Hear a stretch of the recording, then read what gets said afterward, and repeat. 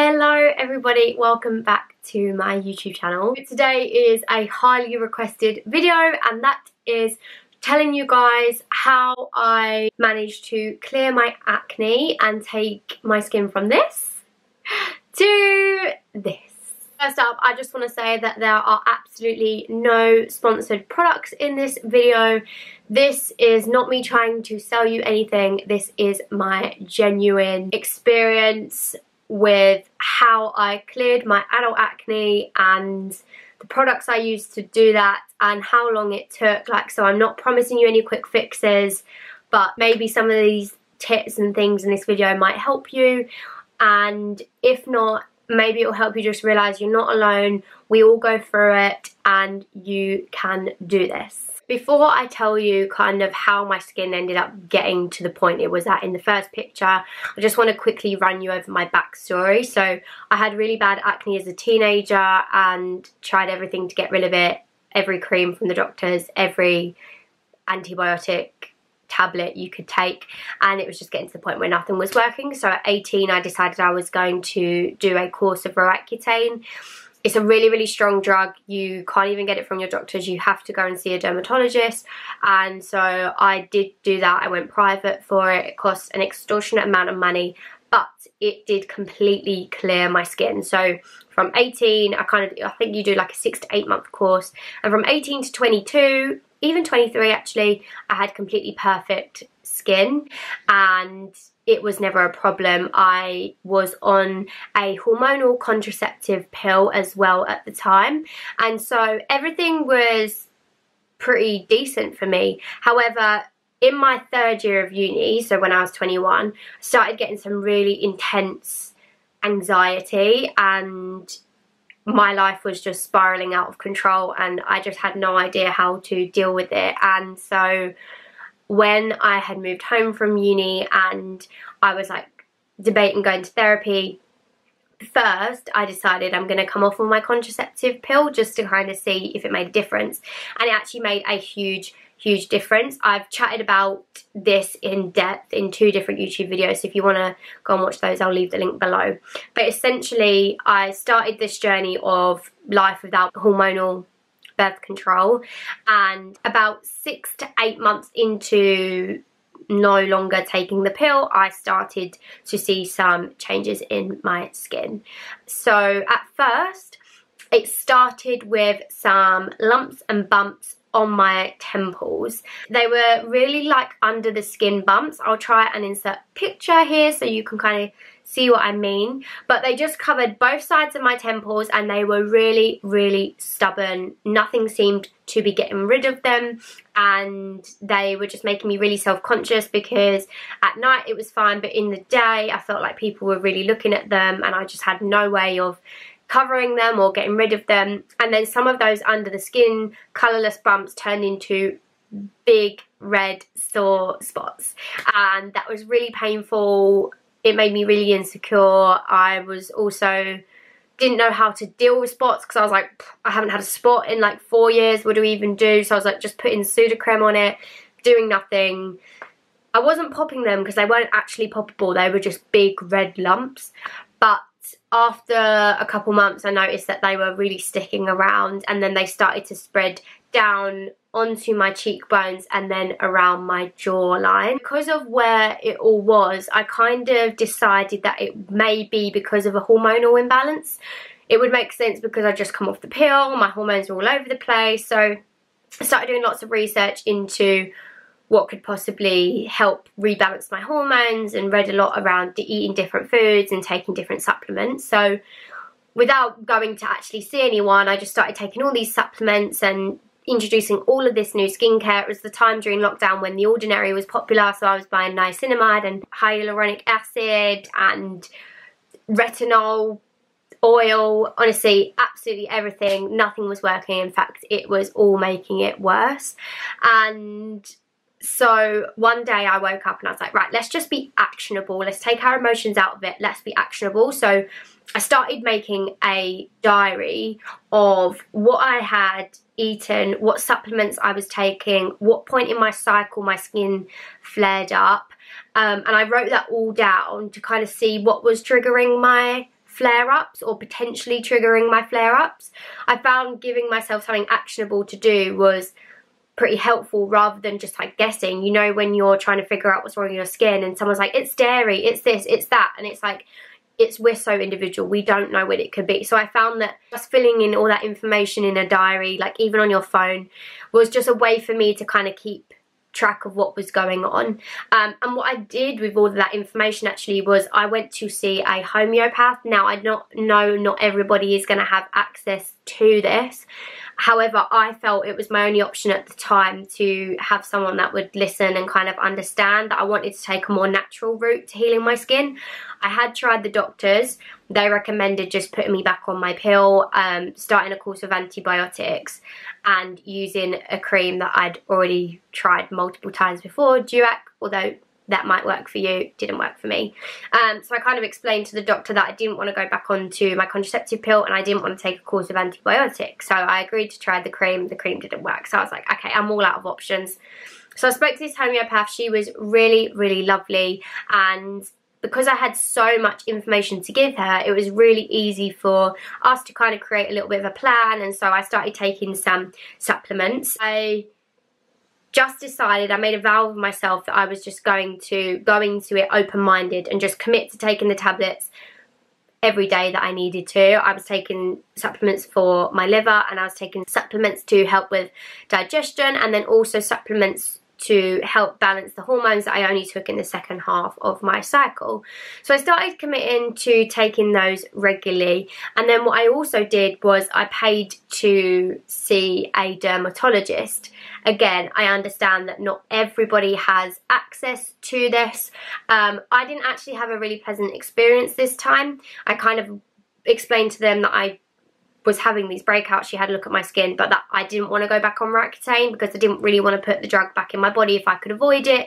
They pretty much made it out to me that Roaccutane was my only option, to which I was like, okay, but can you explain any other options? Like, you're the dermatologist. She said that you can try this gel cream, a topical retinol cream called tretinoin. So she prescribed me this cream, which was, I think it's called Treclin.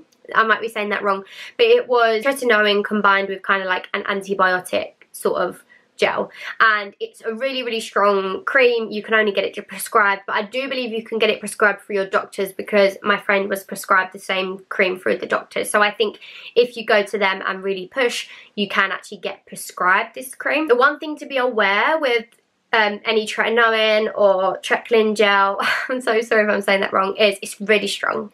So you want to start that by using it once a week minimum. And when I say cut everything else out of your skincare routine, I'm talking cut everything else out. I'll show you which products I used alongside that cream. First up, I always took my makeup off with the micellar water.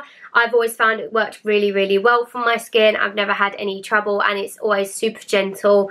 Take it off with little pads or like a muslin cloth, whatever feels right for your skin or whatever you find was the most gentle.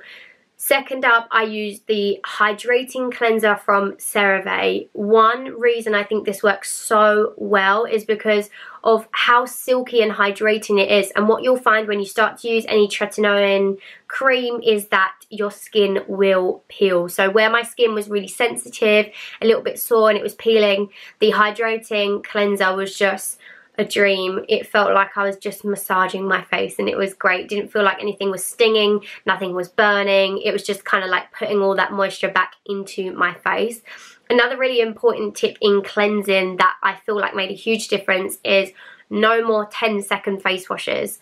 You stand there and massage that cleanser into your face for at least 60 seconds. And if you can't manage 60 seconds, at least 30 seconds. You want to take your time, be really gentle, and just make sure that everything is off of your face. So I used to find it quite therapeutic actually. I used to count to 60 as I rubbed it in my face. So that's the tip I can give you. Straight after cleansing, I didn't use any other products other than my moisturizer. Again, I use Cerave. This is all gone because I have been using it, but it's basically the facial moisturizing lotion, but the PM one. Again, super gentle, really, really light. I just put that all over my skin, and then on the nights that I would be using the tretinoin cream, I would just place it on my spots, and then I'd go to bed. And then as the months progressed and I was starting to see some improvements, I increased the days that I was using the tretinoin in and then decreased them again.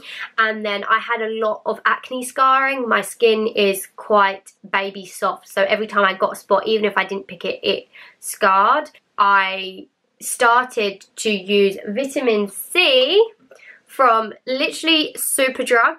This is all I used, and again, use 1 to 2 drops. Don't use any more of that because I think it will make you break out. And just mixed it in with my moisturiser and massaged it all over my face into my nighttime moisturiser or daytime moisturiser on the nights that I was not using tretinoin. Don't use both.